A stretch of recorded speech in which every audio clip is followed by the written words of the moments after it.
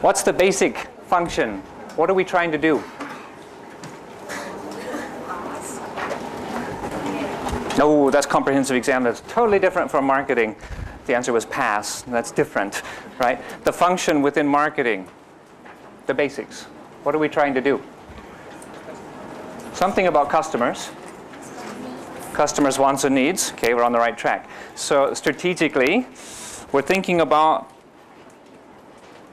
wants and needs. That's very broad. Right? And I love how textbooks just say, to succeed in marketing, you just have to satisfy consumer wants and needs. Sounds very easy. It's not that easy. So one of the key things is that we have to understand those wants and needs, and also understand that there can be many different types of wants and needs. We could try to satisfy more than one at the same time. That's okay. This is why I like to talk about consumer behavior too, because we have to motivate people.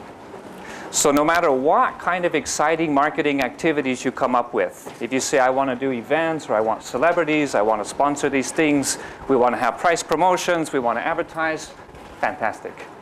But if you don't understand what their wants and needs are, and if you don't communicate something that's relevant, something that motivates them, then those activities are not likely to be very effective. So this sounds very simple, but it's not as easy as it sounds, right? So the wants and needs could be very basic. They could be very complicated. Basic overlaps with what you study in management, sort of like Maslow, right? So we have to eat, we have to drink, but why would we choose Starbucks? Right? Why not somewhere else? Well, today I chose Starbucks because Obong Beng was not open yet. But, right, you have different levels of needs. So if you're driven by the lowest price, you probably wouldn't choose this. If you claim that it's a combination, right, of taste, of service, of atmosphere, of all of these things, what weight, right? They're not equally giving you the same motivation. So maybe you have a basic want, a basic need. I have to eat. But where to eat? What to eat? This is driven by something a bit deeper. And also don't forget demand. We have a lot of wants and needs. I often talk about my wants and needs, the things that I want that I can't buy. So when we look at markets, we say it's a very large market, even in Thailand, right? It's a very large market. Maybe 65 million people. And yet, we still have a very big problem, which is demand. So if we're selling something to the mass market, then we need to think about distribution and a price that people could afford. If we're selling something like Louis Vuitton, luxury goods, what about demand? Something like BMW, Porsche, what about demand? How many people out there who have the wants and needs but can also afford it? So from a strategic point of view, it's another way of looking at the market, right? Understanding whether or not it motivates people, but also whether or not they could pay for it, even if they want to. It's easy to forget that when we look at market size. Thailand, Vietnam, China. Wow, lots of people. But to what extent could they actually buy these products if we offered them to them?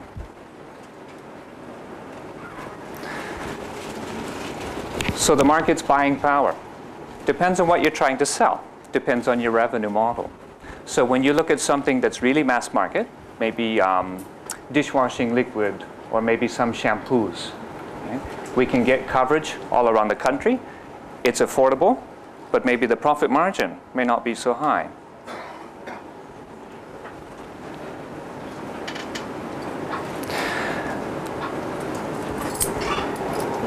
Transactions usually involve money, but they don't have to. So once upon a time, people would trade things, barter. It still happens today. So when we're looking at setting up our business, where will we sell? How will we sell? Are we going to sell just one time? Or can we sell to these people over and over? So right now, your customers here, will you come back? Do we have much of a chance to bring you back? PhD? Why not? But if we're selling something to people, You've got different ways of looking at the market. So maybe, how much can I produce? How much can I sell? If I'm fixing something like food, something that can't keep, right? I'm going to produce and sell. Maybe I sell it all. That's it. I'm finished for the day, right? So something about capacity. How much could I actually produce, and how much could I sell?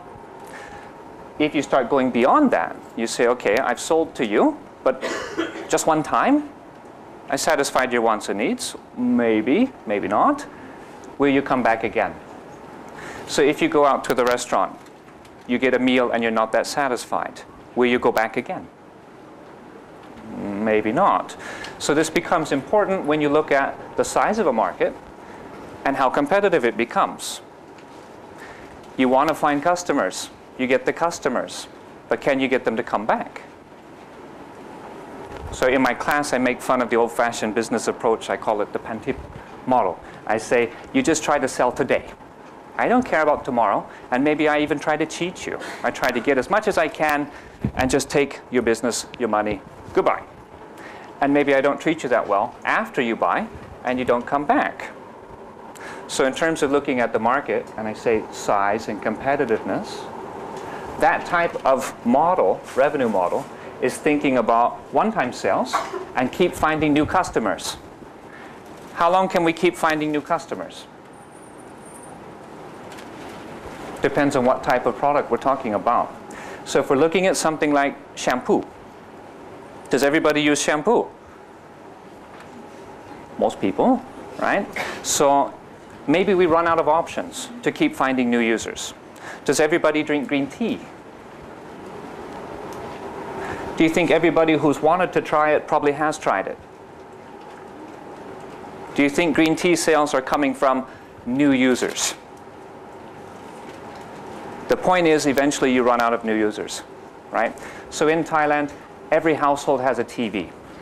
Can we find new users? People who have never had a TV before? Probably not, right? So that's why you start going to relationship marketing, because now we can't just keep finding new users. Now it becomes more competitive to get repeat customers. If we can't get repeat customers, it's going to be difficult for us. Kind of the side point is that markets don't grow forever, right? We're in Asia. We have large populations. We have a lot of new product categories coming in, so we have growth. But eventually, everybody gets a chance to try these products. Then your market is not growing all the time. So how do you improve your sales? How do you improve your profit margins? If you can develop good relationships, maybe you can get repeat business. There are other ways. We'll come back to that. Marketing likes to focus on differentiation. Why?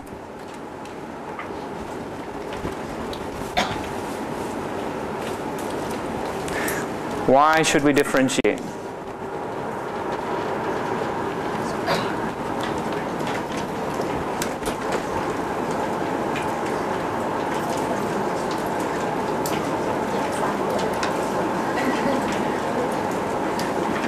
Just looking at the seating pattern, how most people usually sit in the back, and today they sit in the front. That's good. I'm always afraid I'll fall off, so if you sit in the front, I know where the stage is. Why do we need to differentiate? Do we need to differentiate? Was the coffee shop downstairs not open today? Perfetto? The one by the elevators. Are they open today?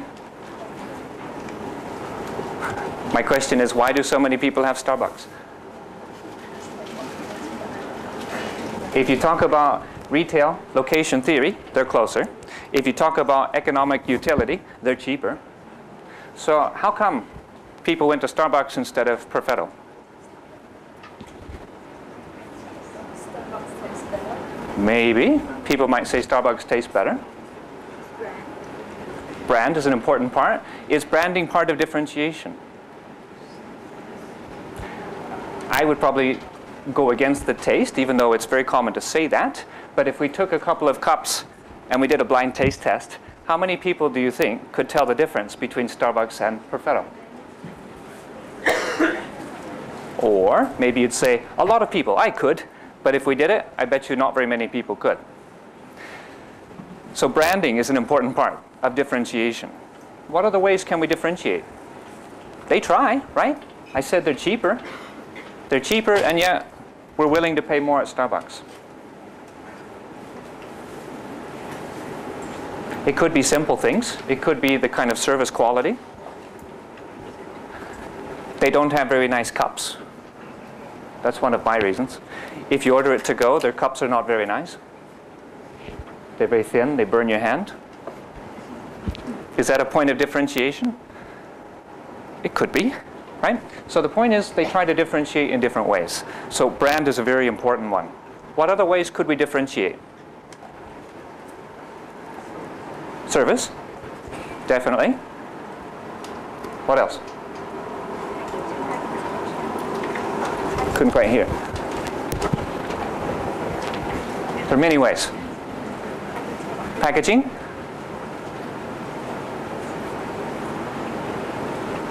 Some basics. Pull out your 4 Ps. Okay, variety of products. We could have product differentiation. We could have price differentiation. We could have service differentiation. Okay. All types of things that we can put together to try to differentiate a product or service or brand. Can they be copied? Can people copy what I offer? I'm going to offer you a cappuccino. Can they copy that? Yes. I'm going to offer a certain price. Can they copy that? Yes. I'm going to differentiate, offer more products, food, different types of drinks. Can they copy that? Yes. Goodness. So I joke that you're not allowed to copy in school, but you can copy all the time out in business. It's different, right? But they should not be able to copy your brand. That's why this becomes more important later on.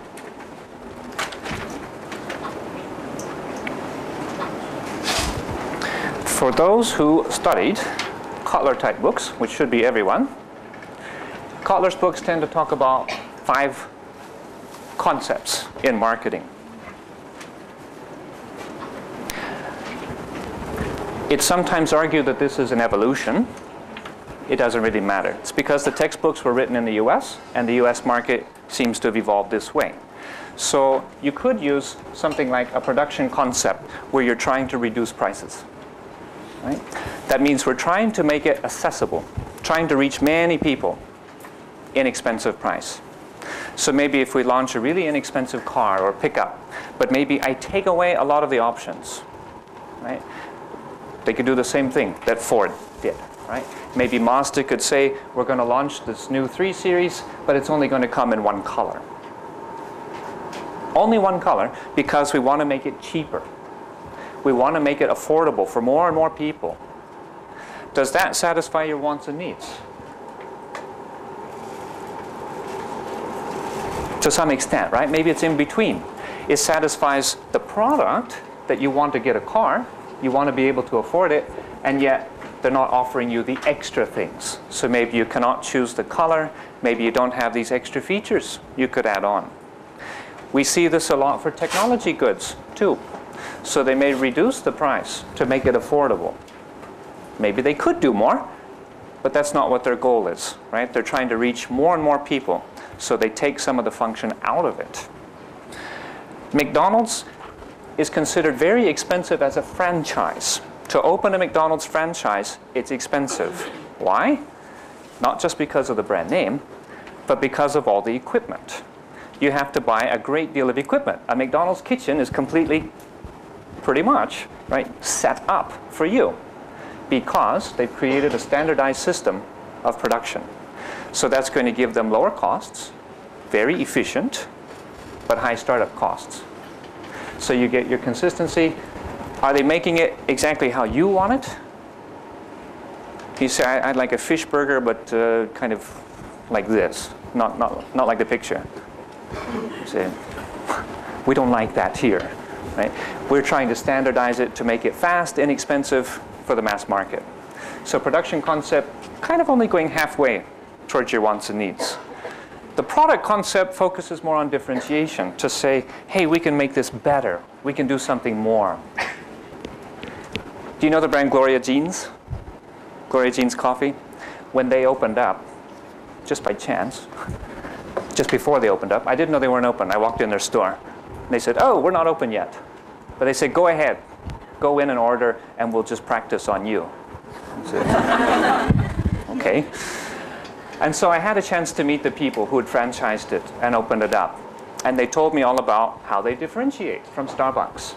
And one of the ways they differentiate is to give you more coffee. So they said Starbucks uses X number of milligrams of coffee. And they said, we use 40% more. Wow. So this is how they differentiate. But do consumers care about that? Do they even know about that? Maybe not. And now they're spending 40% more, right, to give you this. And maybe people don't know, and maybe people don't care. Same thing happened when I did work recently with TDK, and they said, we're better than the others because we have at least 10% higher quality standards. I said, really? I didn't know that. Did you ever tell people? They said, no. People know. I said, you don't know if you don't tell. So can you tell the difference? 10% quality? For a blank CD? How often do they fail? So the point is that we might start adding functions or adding features, focusing on differentiation, and maybe people don't care. Maybe people don't know. This is very easy to do once we study marketing and we believe in differentiation. We have to make sure that people want these features and that they'd be willing to pay for them. The selling concept is much more aggressive to go out and find customers. So traditionally, the selling concept means we've already got the product, and now we have to go out and find people. When you go on further to the marketing concept, it's saying, I want to understand your wants and needs first, then go and produce it for you and satisfy you. But the selling concept is starting with us first. We've already made this. We've already got this. So maybe Amway comes out to you, right? Or as seen on TV, infomercials, things like that. It shifted a little bit with direct marketing. So direct marketing might try to have more relationship. Closest one that comes to mind would be like Unilever, right? With their custom-made shampoo for you. So in this case, it's a kind of mix, a kind of hybrid. But in general terms, this is kind of one way, from the company to the customer. So we go beyond that, basic marketing. I have to understand your wants and needs, and then I can make a product or a service to satisfy you. Sounds great. It does have some drawbacks. We might overconsume. We might hurt the environment. We might hurt the customer. So if I say, you like my energy type drink, right, like Gutindang, I say, well, I'd like you to drink maybe 12 of them per day. But maybe that's not considered good for your health, right? So the marketing concept evolved beyond that to have the societal marketing concept to say we also have to be concerned with consumer health. We have to be concerned with the environment, right? We don't want to pollute. We don't want to overconsume, like trying to get teak wood in Thailand, right? We've cut down many of the teak trees, so it's difficult to get these products. You get a lot more ethics, where companies are saying, I like you to consume something, alcohol, tobacco, but I don't want you to overconsume. I don't want children to consume. I don't want you to consume alcohol and then drive, right? So we get a kind of mix, saying for long-term health, we have to balance these things. It is more expensive, but it's much longer term. And then the one that I add that's not in the textbooks is about logistics. It links back to what we just said, that markets do not grow forever. So something like Unif and Oishi or the green tea, right? Their market grows to a certain point, and then everybody has tried tea. So what can we do if we can't grow the customer base? How can I increase my sales? Many of you work in business. You have to write some sort of plan, and they say, you have to increase We have to grow. We have to sell more and make more money. This is what the shareholders want. So what happens if the market is no longer growing? Can I get you to buy more cars than you normally buy? It's possible, but it's difficult. Can I get you to consume more and more? Right? I'm joking with these small sizes of Starbucks. I said, why didn't you get the big one? They might try to use a pricing technique to upsize you, to try to get you to consume more. So the price difference between a small to a medium to a large, is it a kind of consistent increment, or do you get a better deal when you buy a larger amount? Should you start buying a large with your friend and splitting it into 2 cups? Maybe, right? You have different techniques to try to get people to consume more, but that's not always an option. Eventually, you're going to reach a point where everybody's consuming and they can't really consume more. It's one of the big problems in the US market about food, about drinks. So McDonald's, following societal concept, said they're not going to do the supersize anymore because people are consuming too much food and they're becoming too big, and it creates health problems in society. Now, the supersize in America, in the US, is not the same as the supersize here. It's much, much bigger. Just like something like 7-Eleven, right? The size of the cups. So here our cups might be 300, 400, 500 milliliters, right? Over there they might be 3, 4, 5 times bigger, right? So you're consuming not 1 can, but maybe 5 or 6 cans of soft drink. And everywhere you go, you get free refills, right? Consume. They want you to consume more.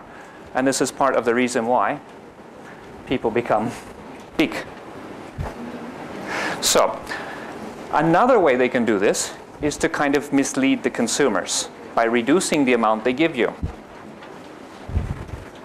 In marketing, we call this downsizing, which is not the same as in management, right? If you look at a tall bottle of beer, all brands have 640 milliliters except our own favorite, Bissing, which changed its size of bottle to 630. If the consumers don't notice this, now you're saving more money per bottle, still charging them the same price. Okay? So different types of strategies. I want you to buy more. I try to sell you more. That's how I make more money. Well, how else could I make more money? Maybe I reduce my costs. So I become more efficient through the supply chain, right? Through logistics. I improve my stock turns. I improve my manufacturing process. And if that's not enough, maybe I cheat. I would call this cheating, right? As a consumer, can you say that that's satisfying your wants and needs? You say, yes, please, charge me full price, but give me less. I don't think that matches my wants and needs, but this is one way that they're doing this to reduce their costs per unit, right? So they can make more profit, but they're kind of tricking the consumers. So within these concepts, we want people to buy a product or a service, and we want them to be happy enough with it that they're going to come back and buy from us again. So if you buy from me just one time, well, how good is that? So if I'm starting my business, how long is this going to take me? I keep looking for new customers. You can calculate the cost of gaining customers if you try to measure something like how much advertising you do, how much promotional activity you do, and you gain how many customers. And then what? What if they don't come back? These costs can be high. So we don't just want to get customers, but we want to keep them. Still, on differentiation, I put a question mark because everything you do can be copied. How different are these products functionally? Pick a product. How different functionally are different brands of cars? How different are different brands of toothpastes? Coffees, shampoos, dishwashing liquids, whatever you want to pick. How different are they? Can you really feel a big difference? If you use Darlie or use Colgate or use Close-Up, you that's much better. Can you tell a difference? Because I would argue they are very similar. Because it's such a competitive market, everybody tries to differentiate and everybody copies. And so no matter how they try to raise the bar or be different, they end up being very similar. And this is again why we focus quite a bit on branding or other ways of differentiating. Because functionally, they're very similar. That may not always be true. So maybe in the medicine type markets, you might get a patented product. It may be very different. It may be superior. And yet over time, people will come out with something else, something better, right? Something that was 4 hours might become 12 hours. You say, oh, don't talk about medicine to us, pharmasim experts, right? Anyway, so maybe something that had side effects, the new medicine comes out that does not have side effects. And yet, you will find many examples of the brands, the famous brands, still selling better because people know them. The new one comes out, functionally it may be better, and yet people don't really know. And so they still buy the old brand, the famous brand. So branding is a very powerful way of differentiating, and it's not as easy to be copied. I make fun of them in class, right? Oops. About their promotion, their 60-second guarantee. McDonald's comes from the US. The US is a very time-pressured society. Time is money, and people are always kind of upset about time. This is why you have to be careful. So maybe students, especially when you study with foreign teachers from Australia, right? People place a high value on time. So if you have a meeting and you don't go on time, they become upset. So if McDonald's tries to create a promotion and they motivate you to say, you get your food in 60 seconds, maybe in a time-pressured market, that's important. But are we a time-pressured market? What time did we start today? People still coming in now, right? It's not, all right? There's a cultural difference between how we value time. This can change over time. But the point is, how motivating is this? Does this cost them money? Yes, right? Even just producing such things and creating such a campaign costs them money. Now what happens if you win? They try to give you some reward, right? This costs them money. And what benefit do you get? What benefit do they get? Is this the reason you go to McDonald's? I doubt it, all right? So I would question why they would want to use this campaign in a country where time is not that important. And in fact, just in February, I was emceeing at a conference and I met the regional head of McDonald's and I said, why? Why are you doing this? And he said, sometimes we just don't think about what we're doing, you know, we just copy and paste and we use it all around the place. But where is he based? He's based in Singapore. Is Singapore time pressured? Yes, actually, much more than here. So different markets may have different responses. Again, customer wants and needs. But if it's not matching, it's not motivating, in that case, we're wasting money. An example that I like to make fun of for the product concept, where we try to differentiate. They say, okay, we come up with this, a faucet that takes your temperature, right, of the water. It's very nice, right? Have to wait for it to run for a while, but you don't have to test it, right? You can look. You can actually read the temperature of the water. That's fantastic. I love it. Differentiated, but at the end of the day, what do you want from this? What's the company want from this? So if I'm selling you the regular faucet, maybe it's 500 baht. If I sell you the gold faucet, maybe that's 700 baht. And if I give you the gold faucet with temperature gauge, I want you to pay maybe $9.99, right? I want you to pay more. You like it, but will you pay? This is where a lot of companies go wrong with the product concept. I keep increasing the benefits of my product. I keep getting it to do more and more. It's probably easier to ask you what your phone does not do rather than ask you what your phone can do. But how many of these functions do you use? Do you know how to use them all? These phones keep on cramming more and more functions in. Do we want them all? Do we use them all? Can we ask for the one without it? Sometimes, but sometimes not. So sometimes they're giving us things that we don't care about so much. In marketing, you have the marketing mix, which I know you've all studied, right? So you can control these. These are all things within your own control. Presuming you own this brand or this service, you can change the product somehow. You can change the formulation, you could change the price, you can influence distribution or at least make choices, right? And then how you promote and what you do. All of these are internal. That's an important distinction because when you talk about the rest, you may not be able to control the government, the policies, the laws, the economy, many things out there that we can't control. But we can start with these. And from PharmaSim, you probably remember this too. It's not really a strategic tool. It's more a way of just looking at your products and to some extent the life cycle. This became very famous from the Boston Consulting Group. It's widely used.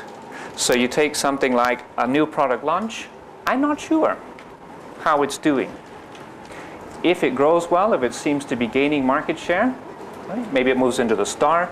If it has a relatively high market share, but it's becoming more stable, it's not growing anymore, we look at it as a cash cow. And if it's not doing well, seems to be fading away, it's considered a dog. So this is important in terms of our cash flow and how we spend it. As you noticed, if you played PharmaSim and launched a new product, it has a big impact on your bottom line. You have to invest money to support your brands. So maybe if you're a brand new company, you don't have a lot of money to spend. But as you become more successful, maybe you start to develop other products, in which case you may be taking some money from other brands to help beef up or help boost the others that you're trying to launch. So it's always a difficult trade-off, depending on how much budget you have. But you look at your life cycle of your brand, also sometimes of the market. So if you're going to go out and buy something like for a stereo, do you want to get cassette tape? Do you want to buy a VCD player? Maybe it better be DVD, and maybe now you're starting to be concerned about Blu-ray and HD and other types of DVD formats that are coming out, right? The life cycle might be for the whole category, or it might just be for your brand. Brands can get tired. And this is why we sometimes get brand extensions or new and improved, something to kind of rejuvenate your brand. In terms of looking outside, SWOT analysis, a basic tool. So your strengths, weaknesses, opportunities, and threats, not just of us, but the competitors. The main criticism on SWOT is that we spend far too much time cheering on our own strengths.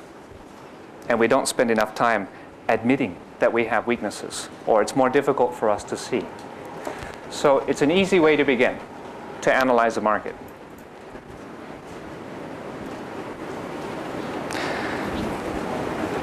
What's more difficult to think about is direct versus indirect competition.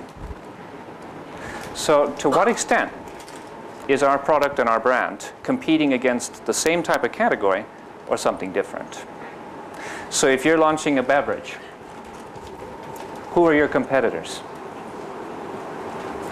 If you were to launch a cola, are your competitors just Coke and Pepsi? Or we could be much more broad. We could say our competitors are other types of soft drinks. Or we could be even more broad. Our competitors are any kind of beverage. So if you're choosing to drink my drink, that means you're not choosing somebody else's drink.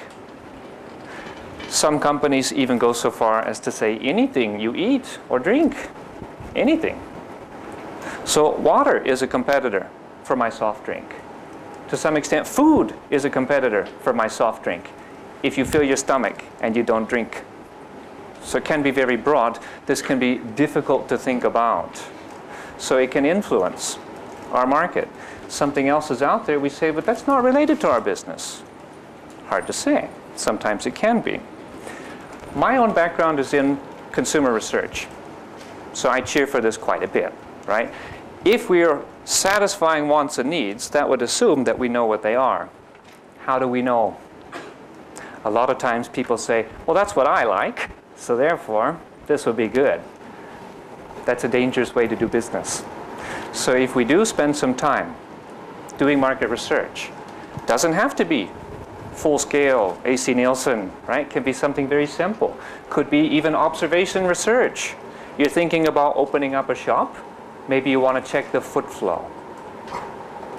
That reminds me, actually, for the first time in all the years of visiting Starbucks, for the first time I found one that was empty. At the very end of Selam Road, there's something like Star Tower or something. I forgot what it's called. State Tower? Yeah. I went there the other day. It's like the whole inside is empty. So it wouldn't take very much research, even just observation research, to go, wow, there's not a lot of foot flow. There are not a lot of human traffic walking around here. How good would this be for my business? Depends on what kind of business you have. So even Starbucks, they go and they look at locations. Maybe they time it in the day. How many people are walking by? How do they dress? What kinds of people do we feel like these are? A lot of times the market research is not so helpful because they didn't really understand what their problem was. So why are we doing research? Do we want to test a concept? Do I want to see whether this concept interests you, motivates you? Okay, that's very clear. Do I want to find out awareness? That's important, right? If you remember something like the ATAR, the ATAR model, sound familiar? We need awareness, we need trial, we need availability, and we need repeat purchase.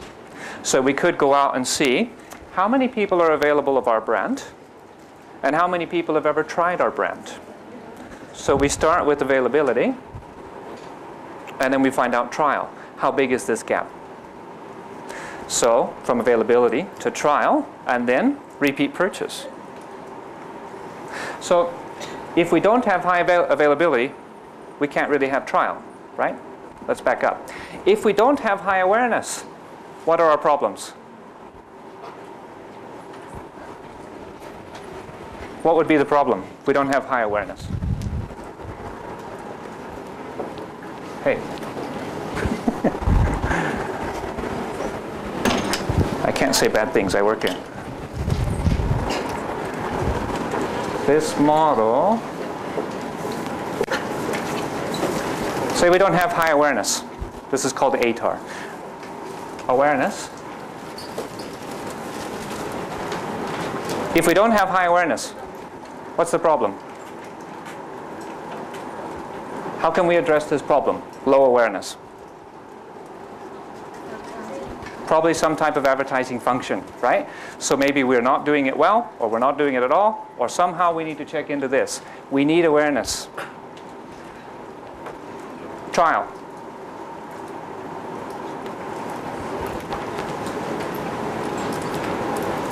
What function? If we don't have high trial, we have high awareness but not high trial. What's the problem?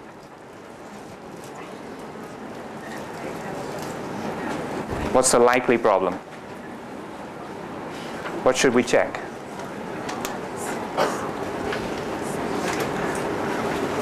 Trial would be sales.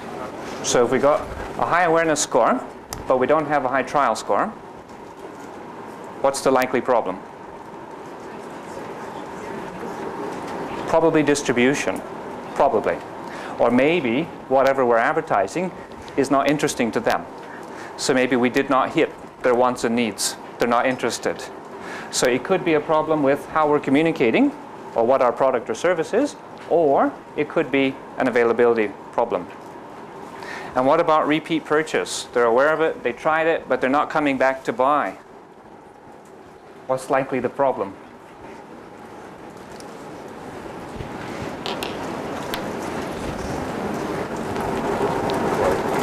Maybe the quality, maybe they don't like it somehow, probably we need to check our mix again in terms of the product itself, the functions it's giving to them. So that's probably an issue about their satisfaction, right? They didn't like it enough to come back and buy it again. So different types of functions. But we need to start with the basics. We need to have awareness. If you have enough budget, awareness is not that big of an issue. Then the key is the motivation. How do we communicate to interest people? Usually the hardest part is going to be the distribution.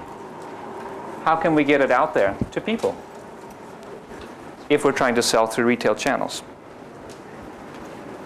So these all link together. I need to understand people's wants and needs. I do that through market research. I also need to communicate something that motivates them. Technically, that would also come through market research and taps into consumer behavior. So these fields overlap very heavily, right? Why did it freeze? So in marketing, we need to understand a bit about consumer behavior, about their wants and needs. This comes from market research. Then somehow, using this understanding, we advertise to reach them and motivate them. Still, we have to get our distribution, other issues within our marketing function. So, one of the most widely used aspects of Kotler's marketing is STP. So we think about segments, we think about targets, and we think about positioning. That can be very broad. I tend to argue this is the most important part. It's how you position your brand. And that's again about branding. So what's the difference between this one and that one? Why should I choose this one over that one? Is it about price? Is it about quality? Is it about function? Is there something about it that positions it in a way that I like it better? So functional differentiation is still very difficult. I would not really encourage you to focus on quality as a differentiator, because everybody can have high quality. You have to have high enough quality just to compete, right? There are certain entry-level requirements. So it has to be good enough. Once you're good enough, being a great deal better, will that motivate people? It might. It might. But it can easily be copied as well.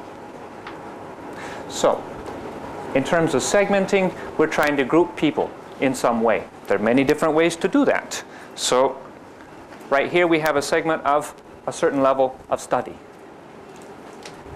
Within that, do I have similarities? As long as it's not the fire alarm, we're okay. If I group people as master students, is that going to be a very good way of segmenting people? It might segment certain types of behaviors. If I said I'm segmenting based on master's study, am I going to know much about the other parts of their lives?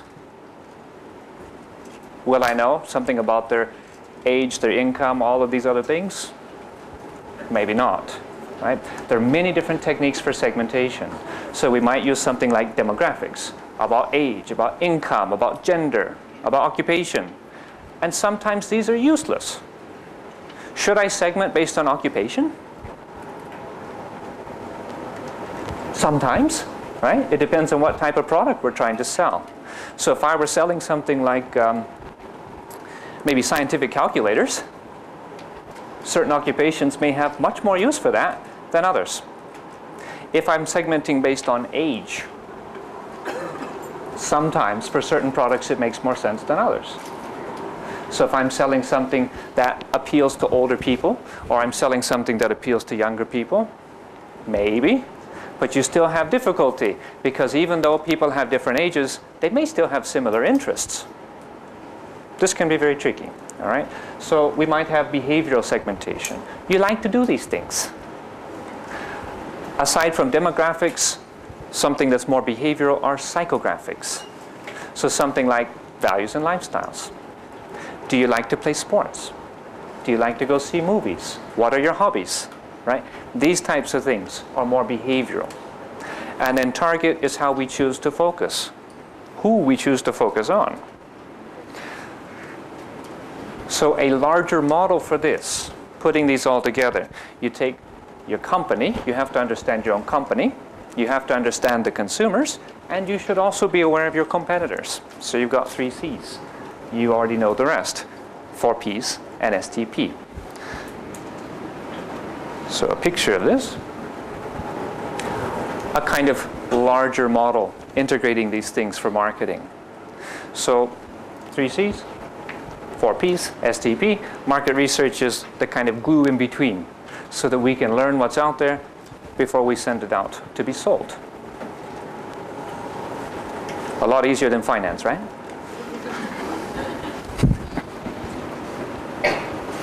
So what I was saying, demographics are very, very popular, but not necessarily that useful. You do have certain common patterns. And sometimes this is funny to see pop up in research, right? So age tends to go together with income. As people grow older, they tend to have higher income. Education can also tend to go with income. Otherwise, younger people tend to be very active consumers. So younger people like to go out a lot. Take a walk around Siam Square. Right? They go out a lot. They're very active, but they don't have that much money. So there's a kind of pro and con. If we segment young people, okay, it may be easier to sell them something like drinks, something like beverages, Coke, Pepsi, Fanta, Mirinda, right? They consume more than older people do. But when it comes to something like expensive clothes, right? They may like it, they may be very active, but they may not have that much money. This becomes interesting too, because maybe they have access to somebody else's money. This is something I make fun of a lot in terms of cellular phones, right? Cellular phone companies have all these price promotions, and yet most young people I've met do not pay the bill. So they're not being driven by these types of promotions. Their parents might be, but who's the actual customer and who's actually paying the bills? That can be important too. Right? So if you're thinking about a market that's related to business, their behavior may be different because the business is paying for it. But if it was them as a consumer, they might be thinking very differently. Keep it in mind.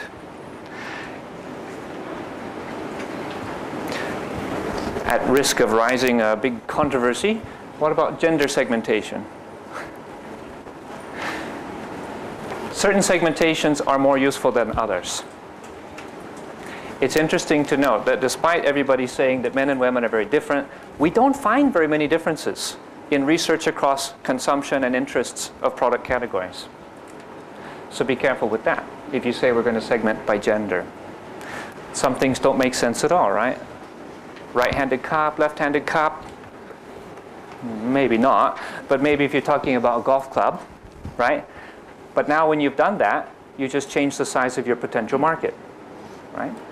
So maybe if you say, well, altogether there are these people, but if I go to this specific segment, it just became much smaller. How many competitors are out there? Another easy example I like to raise is something like restaurants. You want to open up a restaurant. What kind? If you want to differentiate, do you want to open a Thai restaurant?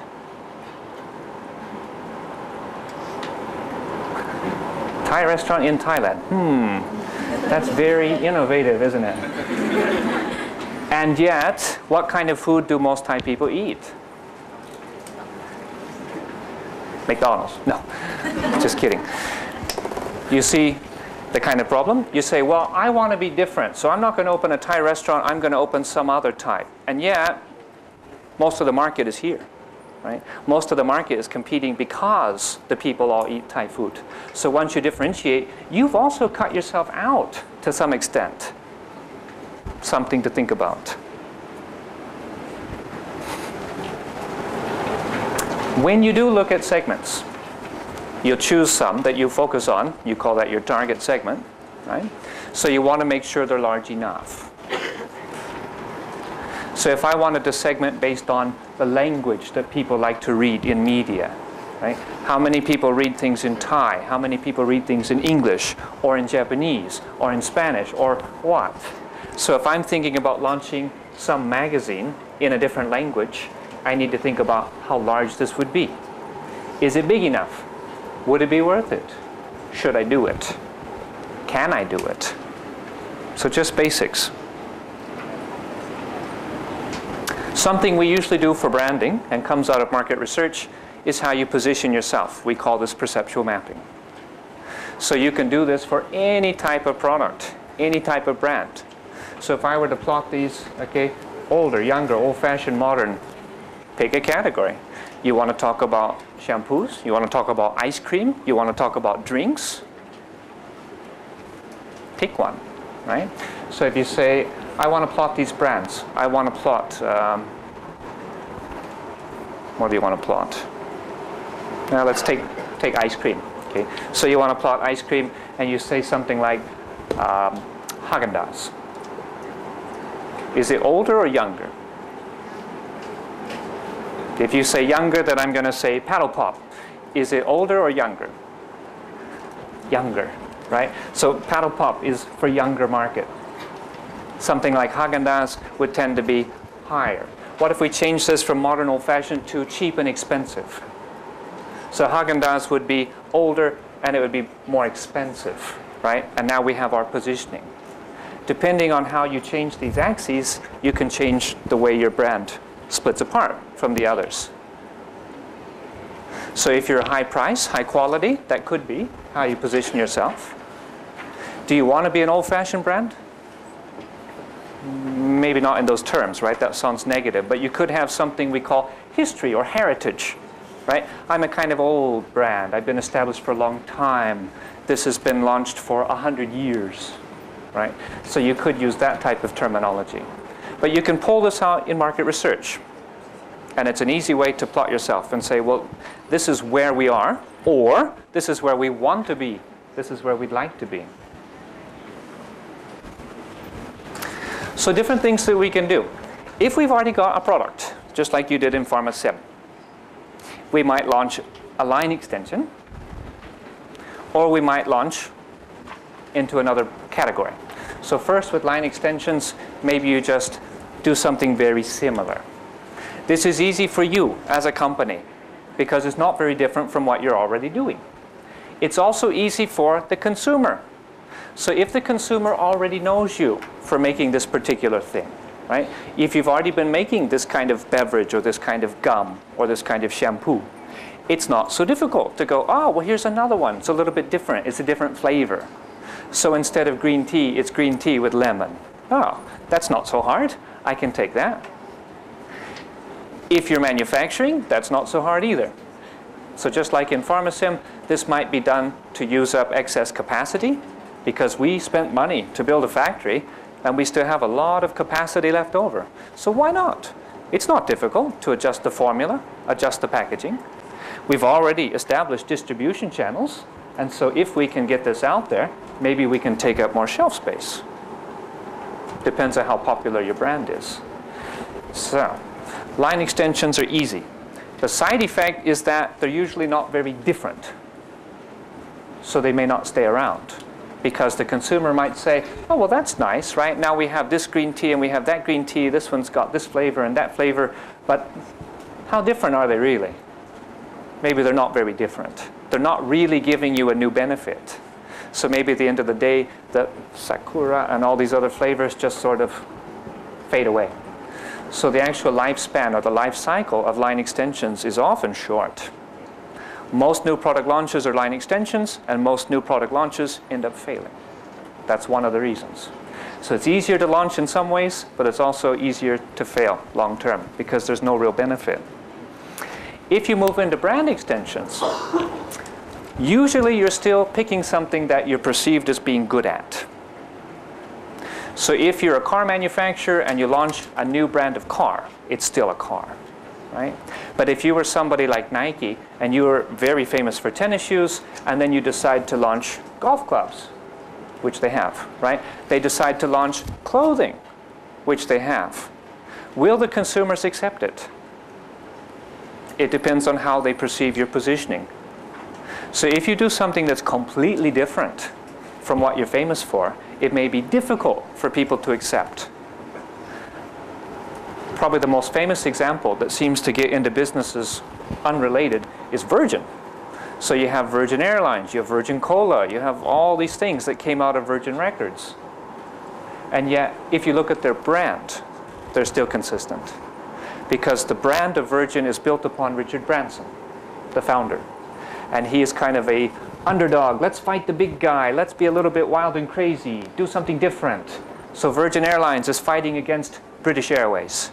You say, that's impossible. You say, let's try. So it's his personality within the brand. But in terms of a company, seems very strange, right? Why do we have Virgin Cola? Well, because we want to fight with giants like Coca-Cola. That's what our brand is about. But if you were somebody like Toyota or Honda, and then you decide to start making tennis shoes, then, I don't know. If I have these good tennis shoes, I might not need the car. May not have that much overlap, right? So it depends on how people see your brand. You'll find that the brand managers like to get more and more things. They keep stretching. So if you look at Mercedes right now, follow your own star, right? If you get the A-Class, well, on the perceptual map, what would that be like?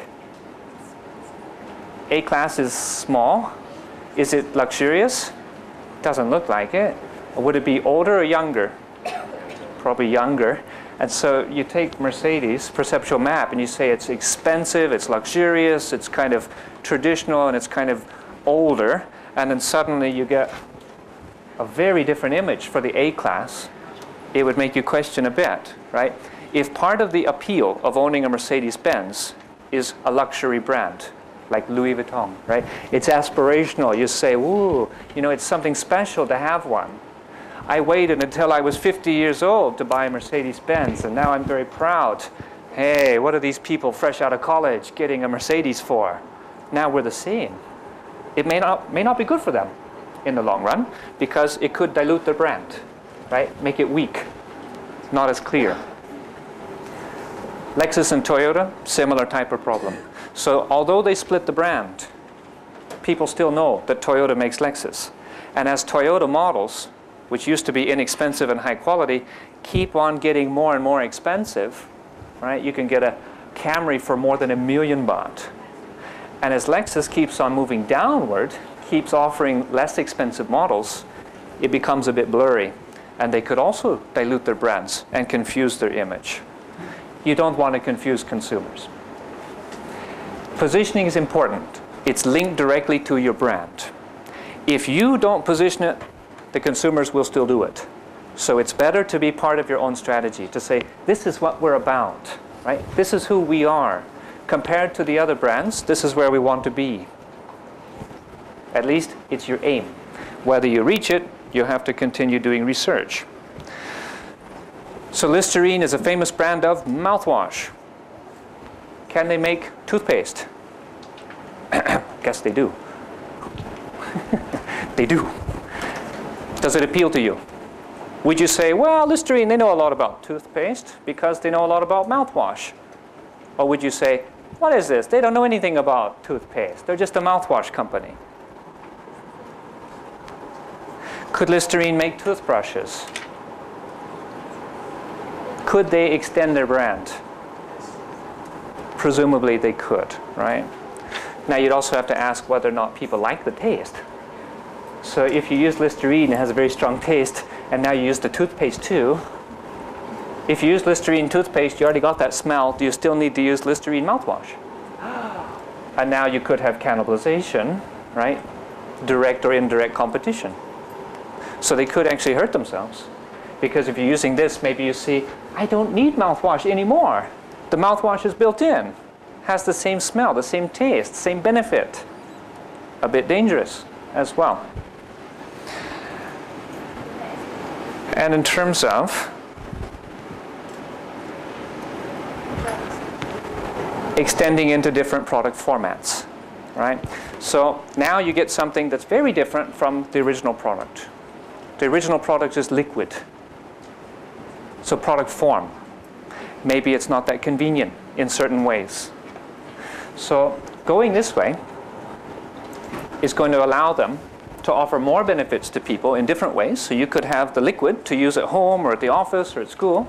And maybe you could carry this when you travel or when you go out by day. That's nice. Different type of benefit.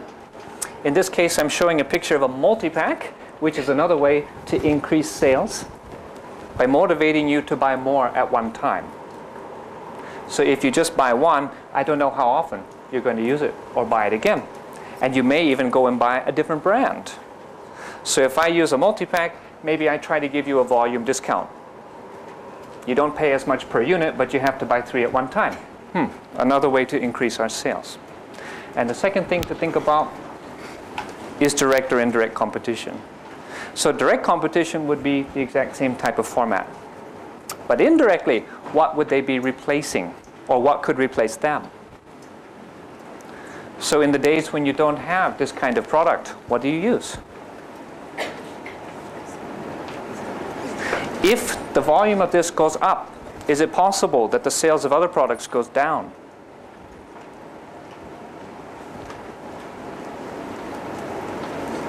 So indirect competition, like you use the internet more hours per day, you probably read less. You may watch TV less. Indirectly, right? It's using up your time or your resources. So if you use this product, if this product category increases, other product categories may go down if you've been using something like chewing gum or breath mints or candy, right? Indirectly, they could influence each other because you're consuming. So if you choose to consume this, it may mean you've stopped consuming something else. If we don't think about it, then we just say, keep using more and more and more, which eventually becomes unrealistic. So we already said this. In terms of pricing, a little bit about pricing. You don't have as many options for pricing because you're also at the mercy of your competition. So if you try to price yourself very differently from the competitors, is there a reason to support that? So if you have some sort of technology, some sort of innovation, you're the first. You recall something like price skimming. Maybe we can charge a higher price because it's the latest and it's the greatest and nobody else has it. If you're the new medicine, the first to the market, you may be able to do this. But over time, your pricing probably comes down. So if you're not the first to market, if it's a competitive market already, what will you do? Do you want your price to be similar? Parity? Do you want to be cheaper? Do you want to be more expensive? It depends on whether consumers are going to accept it as well. And it should be part of your positioning. Now, as a marketer and a brand person, I usually argue against price promotion. Because if you use price promotion, you get people thinking about the price. I don't want them to think about the price. I want them to think about the brand and the function of getting it. I want them to consume because they like it, not just because it was cheap. But it depends on your revenue model. So some companies go for cost leadership, very inexpensive price, very small profit margins. I don't like that. I find that too risky. I prefer to try to get some value added. This is important to think about though, because there's a trade-off. Many companies try to focus on market share, but market share does not equal profit margin. So if you go for market share and you're selling for a very low price, or if you have a big price promotion, right? Maybe like Unif and Oishi, big price promotion, you sell lots of volume.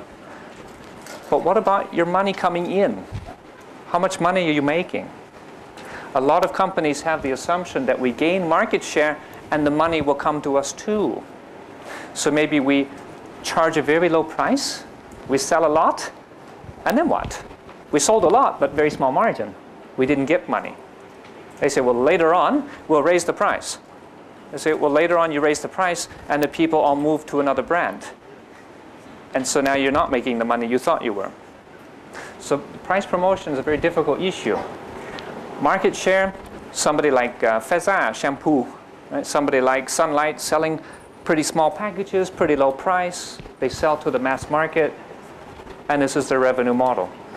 Somebody else, maybe like Amway, right? They sell for a high price, they get higher margins, but they have much lower volumes. Or contrast to luxury goods, right? Something that's very expensive probably is not going to have large market share. Different type of revenue model. And in terms of your channels, this is evolving very quickly because of the internet, because of direct marketing. It depends on what you want to offer to the consumer. As a consumer, what do you want when you go shopping? Do you want any service? So if you want service, you're probably not going to get a lot through online shopping, right? You're not going to get to go into the showroom, see the product, talk to the salesperson, be treated nicely. So you have a lot of different levels or choices in how you get the product to the consumer. It depends on what the consumer wants as well. So if you're a kind of full-service retailer, you have your nice shop and the people come in, they ask you a lot of questions, you spend a lot of time, and you try to charge them a higher price. But maybe they come in and they use up all the time and ask you all the questions, and then they leave. And then they go buy it from some small shop in Malbonkrong. It's possible, right? It depends on what type of service you're offering to people based on what they seem to want. So if you offer them full service, I know that's not directly related to the number of channels, you're probably going to charge them a higher price. If you're focusing on efficiency, you may be trying to cut some of these out. And then the question becomes, how good are you to do this? So if I don't have anybody in between me and the customer, how do I do this? I send it through the mail? Maybe. So if I'm trying to do this towards business, how do I reach them? These people have specializations, they have roles. So somebody who's in sales, they have contacts, they have skills, they have abilities that may not be our expertise, right? We create products, we have manufacturing, we create the brands, we push them out. But maybe we're not that good at actually going out and meeting and selling. So we tend to have channels because they're more efficient. If they're not helping, if they're not adding anything, then they're just increasing the cost and they may get evolved out. Logistics tends to evolve towards efficiency. So your level of service partially comes from this and partially comes from the value they give to you. So if you're the consumer and you don't want to have something nearby, you don't care about that, then maybe you will order it online, right? Maybe you'll skip the retailer. Maybe you can buy it from an online. Still could be a retailer or it could be the manufacturer. But they're all supposed to be adding value for you. If they're not, they're making it more expensive and they're not going to be competitive. So the distribution channel, the logistics, supply chain will evolve based on the market competition and based on what consumers want. So in some cases we have many levels. So if you were somebody like a mom and pop shop, right? You're a retailer, you may go and buy from another retailer. You might go and buy your green tea from Tesco Lotus or Big C, right? There could be multiple channels, in which case if it's too inefficient, the price becomes too high.